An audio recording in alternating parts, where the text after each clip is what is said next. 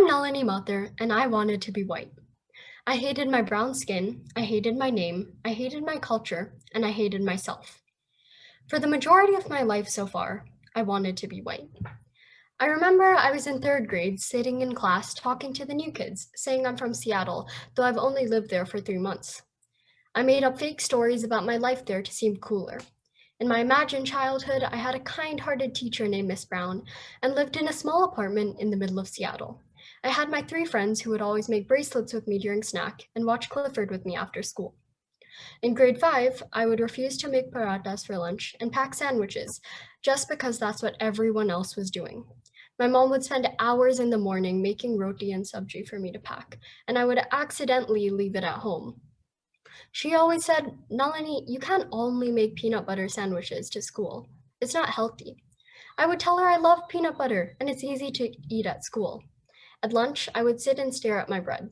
I didn't even like peanut butter. Throughout middle school, I continued to change more and more.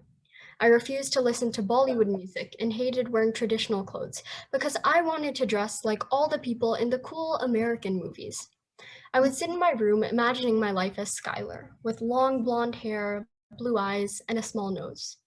What I didn't realize is that during my quest to seem more white, I started to hate my own culture. For more than 3 whole years, I wished I wasn't me.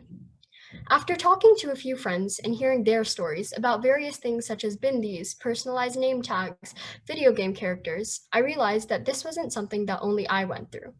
But the most interesting part was, when I brought this up with my friends, many of them told me how they hadn't noticed themselves doing it at the time, even if they recognized it now. I distinctly remember the time I started realizing this was happening. I was in my car and my older brother Vivek was teasing me.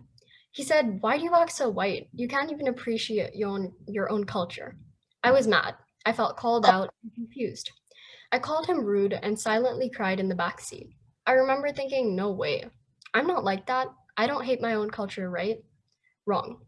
It makes zero sense. I have an Indian mother and father. I grew up in India, and almost everyone I met was brown. So, how did this start? I came up with one conclusion. The lack of representation in mainstream media leads to negative perceptions of yourself or others. Over time, Western media has become the standard in most places around the world, including middle/upper class India. Now, things such as Hollywood, pop culture, English music, and influencers are all known as general mainstream media. One problem with this is that the Western entertainment industry has an extremely bad representation of different cultures and people of color. Entertainment is not only a pastime, but a place where perceptions and ideas are built. This affects how people view themselves, how they live their lives, and how they see others. Think of your favorite movie or TV show. Are any of the main characters people of color?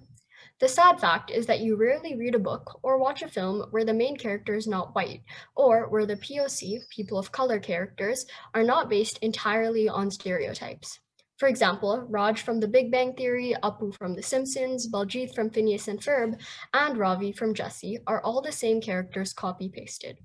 It feeds into the Indian stereotype with all the characters being awkward, nerdy, unattractive, bullied, and added only to the show as comedic relief.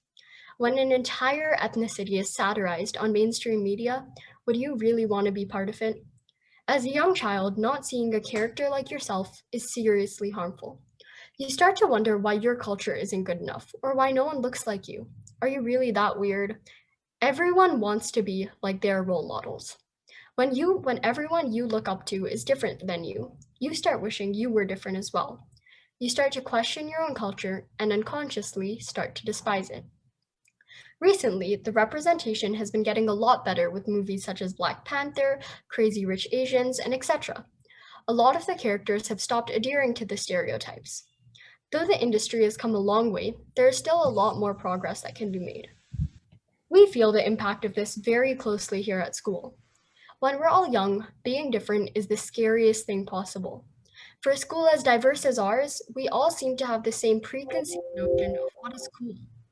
This is a problem for all of us. If you're a student, you know that you've either judged someone or been judged by someone because of the way you look, the music you listen to, or what you eat for lunch. As a parent or teacher, the last thing you want is your student or child not being able to love themselves.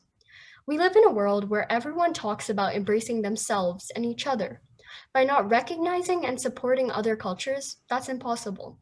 So, if we all know that this is important to embrace ourselves and others, then we need to find a way to fix this. Though I'm not entirely sure how to fix this or if there even is an easy way, here are a few ideas that we as a community could do. We could have culture days once a month at school where we could learn about certain cultures and backgrounds. Bring different foods, clothing, movies, books, anything that represents a certain culture. By doing this, we can teach children to be proud of their background and embrace their cultural identity. We could also start encouraging students and children to intake media from different areas and different countries. My friends and I have started to make a difference by introducing our own cultural nights, where we watch traditional movies and eat special foods. We've also taken a few online sessions, learning about different cultures and talking to people all around the world. But first of all, we started with talking about it and acknowledging it in discussions we have in our everyday daily lives. That's what made the biggest difference. Though these are just a few ideas, the main purpose is to get people thinking about the issue. Maybe then slowly things will start to change. The one thing I do know is that I never want to hear another young girl say that she hated herself because of the color of her skin. We all deserve better than that. Thank you.